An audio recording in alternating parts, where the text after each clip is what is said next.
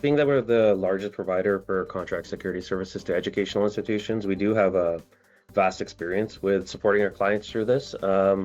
Typically, our primary challenge really is ensuring campus operations can continue and that the safety and access can continue to the property simultaneously while we're ensuring lawful peaceful protest.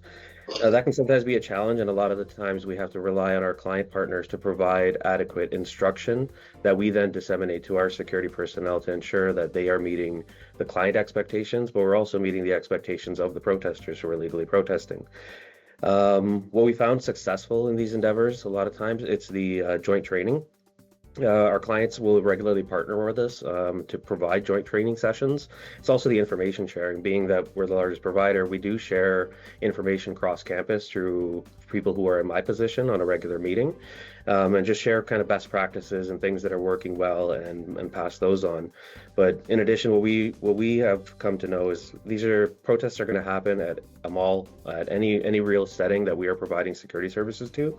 So what we've done is we've revamped our training protocols to really ensure that everything that a guard would need at a base level is already covered. So that could be crowd management training, de-escalation strategies, or even advanced note taking.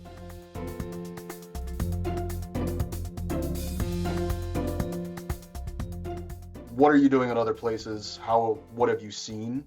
And it's that information sharing, but also having the right personnel on hand too, right? Like you don't need a hothead coming in there to stir things up when it could be handled a little more diplomatically. So communication with our service provider is very important. I don't hesitate to call Harry or anyone else that I'm working with to consult and ask, like, again, what are you seeing at other institutions? What's working, and what's not? And it's always conversations like that are helpful.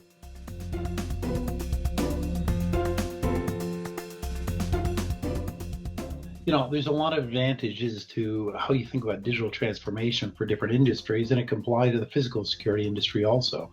Whether it's around protests, whether it's around weapons threats, whether it's around, all sorts of other kind of physical security requirements. Historically, the response to a lot of these things is, hire more guards and hire more, more people. But labor is not really a scalable model. It's also very reactionary. You can do things, as Harry talked about, in terms of pre-training people and getting them set up for success ahead of time. But there's an assumption there that a person is in the right place at the right time. When an incident occurs, when a protest occurs, when there's some sort of flare-up of emotions. The advantage of digital technology is it's infinitely scalable at a very, very low cost, and it can be everywhere. AI on cameras can now identify malicious actors long before they get to the front of the venue.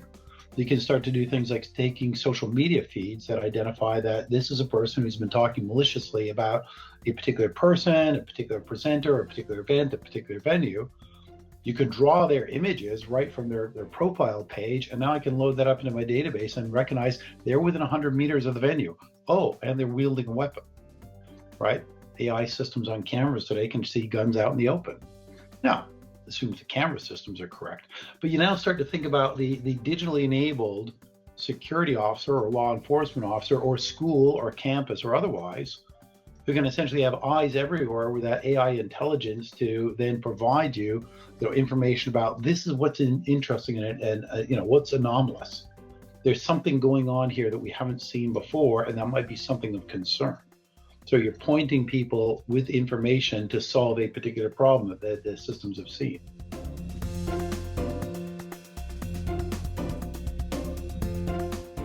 Trent's huge. We have over 30 buildings for our property. We cover 1,300 acres, including nature trails and stuff like that. Our security guards certainly can't be everywhere.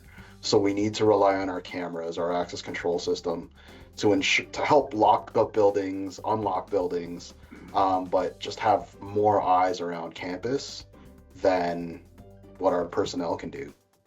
I think our role really is to support the identification of some of these challenges and then support our clients with sourcing the service providers that they need to be able to to support what's required at the property. I think as a part of identification, what we do at Paragon is all of our management staff go through SEPTED training. So we see that our clients rely on us to provide them with SEPTED risk assessments.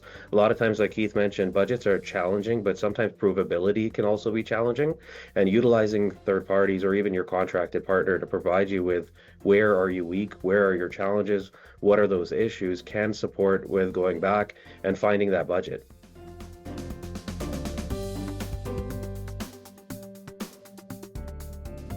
I tell people our business is doing very well, unfortunately. It sounds a little strange to say I wish we weren't in business, because then the world would be a better place. But if you look at kind of trends, you're looking at building right now. It's building code that you're going to have smoke detectors. It's the building code that you're going to have sprinkler systems, defibrillators down the hallway, badge access control. My daughter goes to a university and she can use her badge to get in her dorm room, but she can only get onto her floor. She can't get onto the other floors, and she can only get into her room on the floor. And so there's these layers of security based on who you are and your persona. And it's an unfortunate thing in the world where we live, where we have to have those layers of security. But like putting in fire retardant systems, they become the norm. I thoroughly believe in sort of 3-4 years from now that it'll be the norm that weapons detection systems will be built into any place where we congregate, because those are places that are targets. And it's going to become a global problem too. I was in the UK, I think about a month or so ago. It was Yom Kippur, and there was an unfortunate incident where somebody went into a synagogue and stabbed a number of people, that 2 blocks away from where I was staying. This is happening in Australia, Singapore, Canada. We work with a lot of the Canadian healthcare organizations. So the problem is kind of a pandemic. And as we see a rise in society of more drug-related issues, more homelessness, more people with mental challenges, that level of distress is causing more people to arm themselves. And so that's becoming more the common situation. People want to have kind of a frictionless experience, though. We don't want to have to go through a walk-through metal detector to divest of our laptop and our backpack and our keys and our watch and wallet. I just want to go into my class and be educated. I want to do it in a manner that's welcoming. I want to go to the healthcare organization and be cured. All the hospitals have a brand of care, not a brand of, look, we're like a penitentiary here. So that's where we think these kind of frictionless solutions are going to become the norm in a lot of places where you're seeing larger gatherings. With campuses that we work with around the world, we're seeing the primary starting point tends to be places like the arenas, the stadiums, where you've got those large crowds. But then you're starting to look at, we talked to one university in Canada, and they were having challenges with, because they were teaching certain courses, they're finding those courses in those buildings a target. And they want to keep an open mind and open access to a broad conversation, and not limit, are we going to talk about this kind of studies or that kind of studies, because it introduces risk. Can we still allow that very open conversation, that very open educational experience, while making sure people are safe while doing so?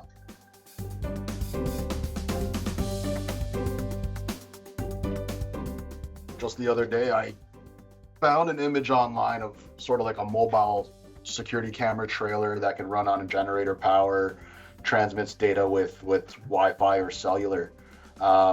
So I've asked my integrator to look into how much that might cost me, because we might have a protest or a demonstration at a specific location where we don't already have cameras installed, and we want to be able to get eyes on it, right? We don't necessarily want to send uniformed personnel in there because that might escalate the situation. So just looking at that adaptability and those different approaches, what does that event specifically need, right? We need to be adaptable. We don't know what to expect, but we need to be prepared for all possible scenarios.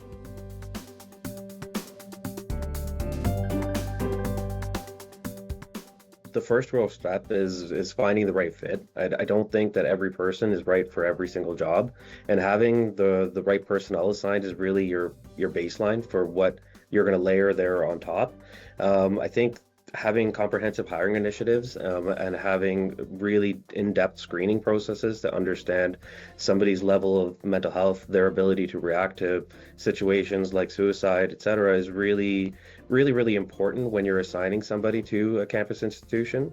So it really just starts there. But beyond that, like what we do is we've partnered with CAMH to ensure that our training programs are not just solely developed by Paragon, they're audited and they're supported by external entities, making sure that the people who are going out into the front line are getting the information that they need to be successful in their careers.